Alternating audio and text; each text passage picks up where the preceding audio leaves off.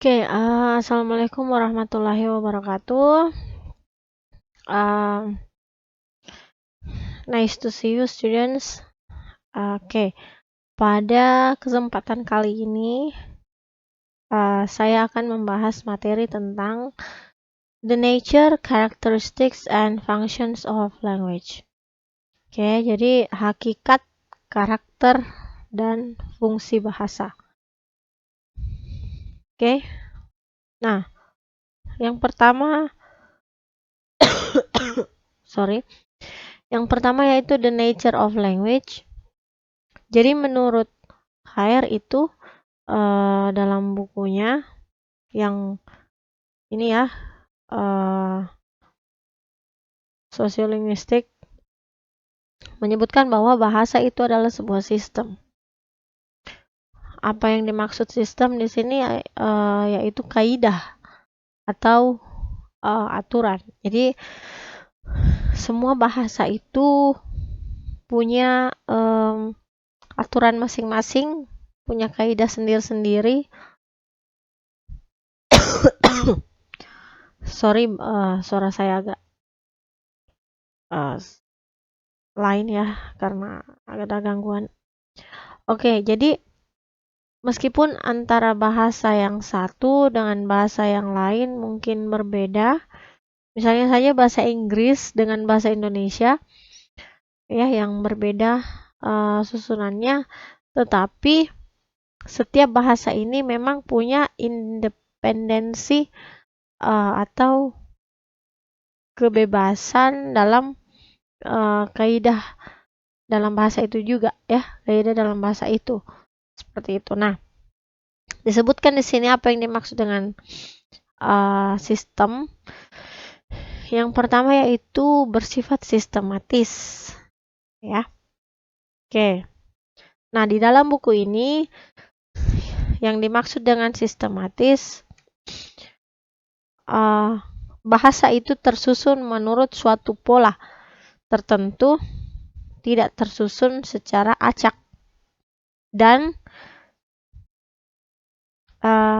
sistemik atau sistemis, bahasa itu terdiri atas sub-subsistem.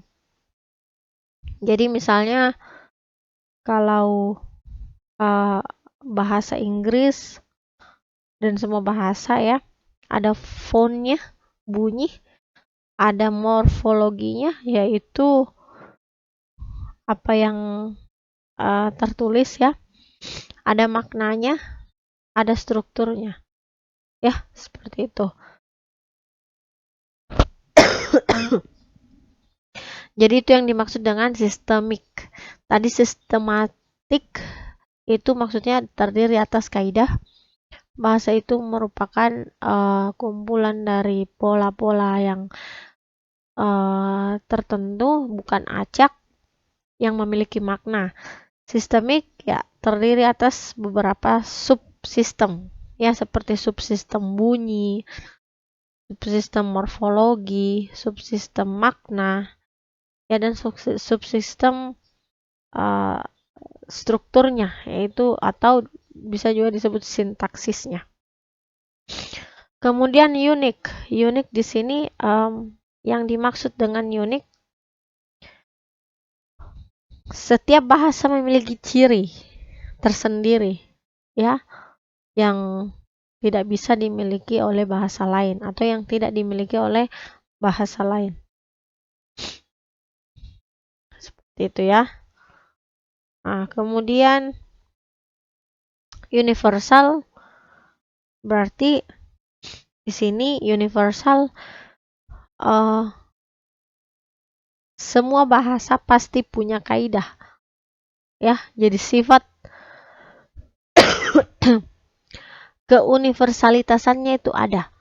Jadi semua bahasa itu pasti punya aturan atau kaidah ya, seperti itu. I'm really sorry, I apologize for this condition. My audio, my voice, I always cough because actually this video is I have to make this video and then my health condition is not really good. I hope you can understand ya. Oke, kita lanjut. Ya, language ini menurut Chomsky is a set of sentences each finite in length and constructed out of a finite set of elements. Ya, kalau tadi higher itu dia menjelaskan tentang pengertian bahasa, ya. Chomsky juga. Kemudian Wardow, a language is a system of arbitrary vocal symbols used for human communication. Nanti di pembahasan slide-slide berikutnya akan dijelaskan apa yang dimaksud dengan arbitrer. Ya, jadi bahasa itu sebenarnya sistem simbol bunyi ya yang digunakan oleh manusia. Sounds join to form chords according to a system. The letters K and IT join to form a meaningful word night. Oke, jadi maksudnya adalah apa yang dimaksud dengan arbitrer? Arbitrer itu dari namanya secara harfiah dia berarti sewenang-wenang, ya, artinya sembarangan atau acak. Nah, bahasa tidak terbentuk hanya dengan sistem kearbitreran itu, tetapi juga punya convention. Nah, di sini misalnya itu huruf ya, huruf letters, alfabet K, N, I, T. Itu bergabung, menyatu, itu kalau dikumpulkan menjadi satu kata, itu punya makna, itu bahasa. Jadi meskipun aturannya, meskipun beberapa dari alfabet ini menyatu, selama dia tidak memiliki makna atau meaningless, it's not a language. Karena kenapa?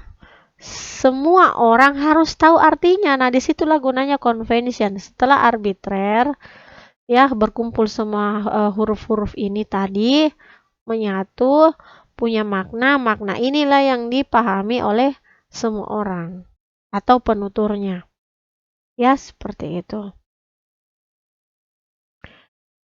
Convention makes them parts of a system. Jadi convention atau kesepahaman atau aturan inilah yang dipahami oleh semua penutur.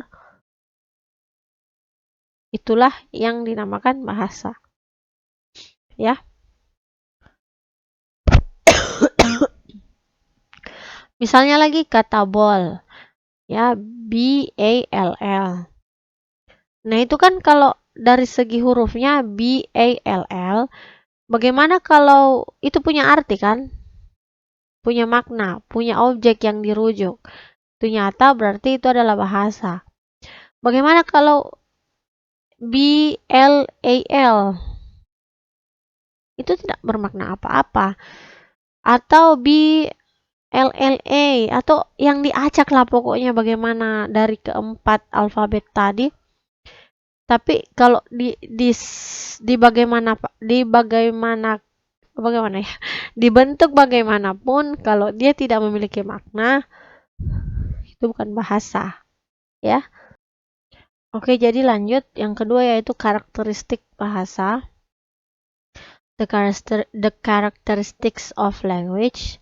First is arbitrary. Apa yang dimaksud dengan arbitrary di sini adalah hubungan lambang dengan konsep itu tidak wajib. Ya, maksudnya konsep, misalnya ya, konsep tubuh dari seseorang, jika mungkin dia ukurannya itu tidak di bawah dari normal standar, itu bisa disebut kurus, bisa disebut langsing, bisa disebut ramping, macam-macam. Ya, seperti itu. Sama juga untuk konsep orang tua perempuan, bisa ibu, bisa mama, bisa bunda, bisa mami, ya, seperti itu. Kemudian yang kedua yaitu convention based, artinya berdasarkan konvensi atau aturan, di mana penutur itu harus saling mematuhi antara lambang dengan konsep. Ya, misalnya seperti ini. Yang dimaksud dengan lambang di sini adalah kata, ya. Sedangkan konsep makna kata itu, apa yang dipahami. Misalnya hewan yang disebut kuda. Bagaimana sih konsepnya kuda itu? Ya, dari kata kuda ini bagaimana sih? Oh, seekor hewan yang memiliki ekor panjang, ada juga poninya, terus bisa dikendarai, bisa berlari kencang, ya, dan seterusnya. Oke, itu bagi sebagian orang bisa jadikan hewan ternak, ya, peternakan kuda maksudnya. Ada juga yang jadikan dia hewan balapan kuda, ya, seperti itu. Jadi adanya kesepahaman antara satu penutur dengan penutur yang lain, ya, saling memahami. Kemudian yang ketiga adalah produktif. Artinya unsur yang terbatas dapat membuat satuan-satuan ujaran yang banyak. Ya, jelas. Misalnya alfabet. Alfabet yang kita ketahui itu kan cuma A, B, C, D, E sampai Z, yang jumlahnya cuma terbatas 26. Tetapi dari 26 alfabet itu bisa tercipta ratusan, ribuan, bahkan jutaan linguistic items. Jutaan kata. Alfabet cuma 26. Ya, kalau dia Latin, huruf Latin maksudnya. Tapi dari situ banyak sekali bisa muncul kata-kata, bisa lahir kata. Dalam bahasa Inggris misalnya, I yang satu huruf saja sudah mengandung makna saya. Lain lagi kalau misalnya you, YOU. Lain lagi kalau SHE, lain lagi kalau HE, dan seterusnya, maka sifatnya bahasa itu produktif. Kemudian dinamis. Bahasa itu bisa berubah-ubah, bisa bertambah, bisa tetap, bisa berkurang atau punah.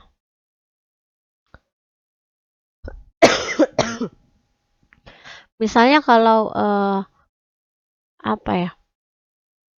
bahasa Old English, ya, itu sudah tidak digunakan lagi yang untuk saat ini, ya, seperti itu.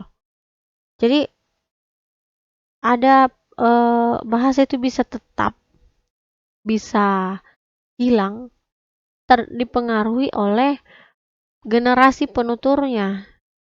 Jadi kalau masih ada yang gunakan bahasa itu, berarti ya bahasa itu masih lestari.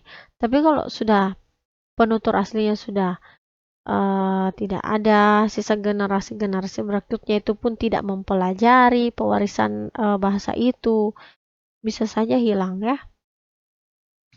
Nah, ini pembahasannya bisa di materi-materi yang lain. Kemudian various. Nah, various di sini beragam.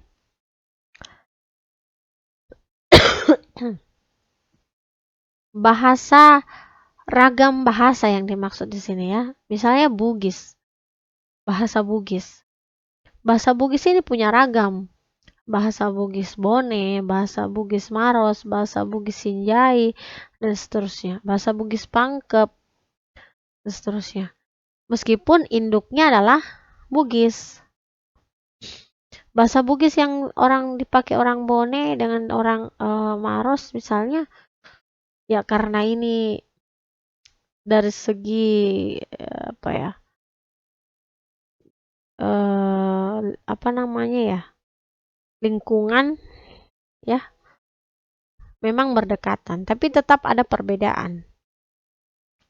Contohnya saya sempat dengar ya, pengalaman langsung kalau wae itu dipakai di Bone. Tapi kalau di Maros dibilang hae. Merujuk pada objek yang sama, yaitu air. Seperti itu. Itu contoh kecilnya saja ya, perbedaan terjadi ragam bahasa. Kemudian humani. Dimaksudnya di sini ya bahasa verbal tentu hanya digunakan oleh manusia. Ya. Functions of language. Di sini ada 6 fungsi-fungsi bahasa yang disampaikan. Yang pertama yaitu emotif, direktif, fatik, referensial, metalingual, dan imajinatif. Oke, menurut Halliday, Finocchiaro, and Jacobson, apa yang disebut dengan emotive function yaitu fungsi yang ada di dalam bahasa yang dapat mengungkapkan emosi penutur. Ya, seperti itu. Melalui bahasanya ketika dia bertutur. Misalnya kalau sedih, marah, itu kan semua dapat dilihat ya dari bahasa. Bisa verbal, bisa juga non-verbal manusia. Nah, inilah yang dimaksud dengan emotive function. Kemudian yang kedua adalah directive function. Apa yang dimaksud dengan directive function? Yaitu penutur menyampaikan tuturan untuk mengatur tingkah laku pendengar atau melakukan kegiatan sesuai dengan yang penutur inginkan. Jadi, seperti misalnya kalimat-kalimat perintah, permintaan, himbauan, dan seterusnya. Itu semua mengarahkan orang lain untuk melakukan sesuatu.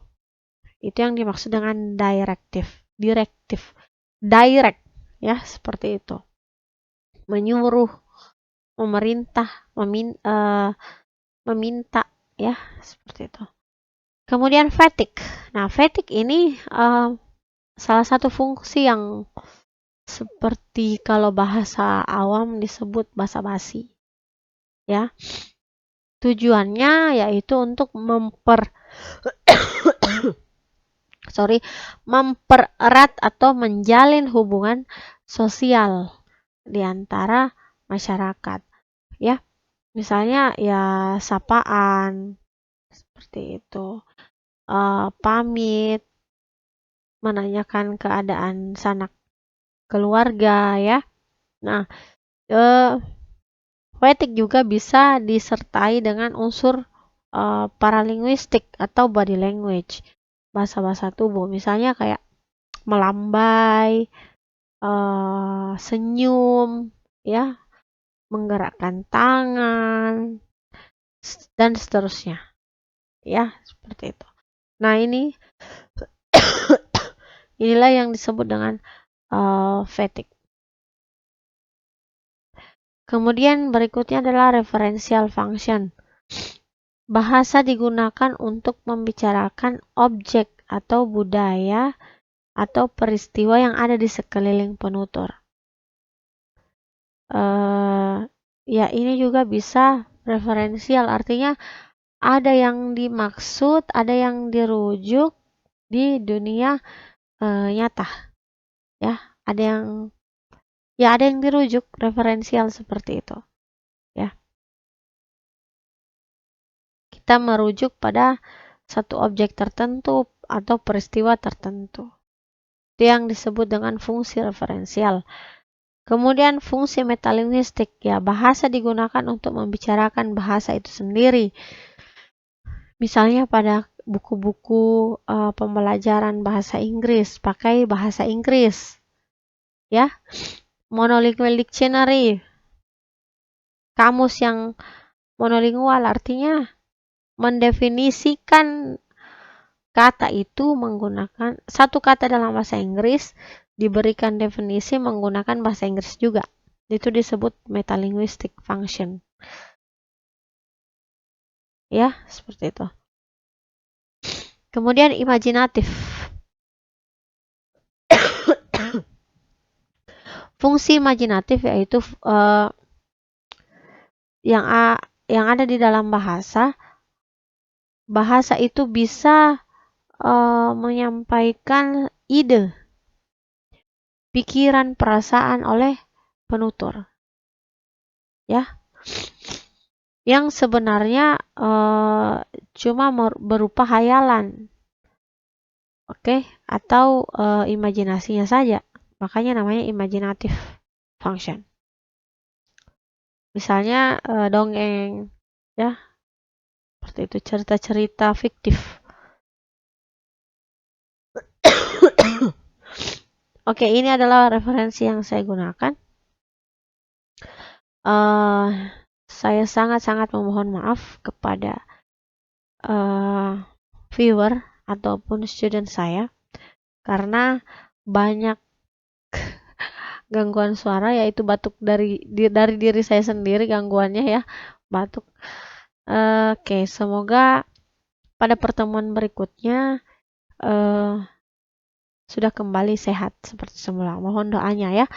Oke, thank you very much for this video, for your watching.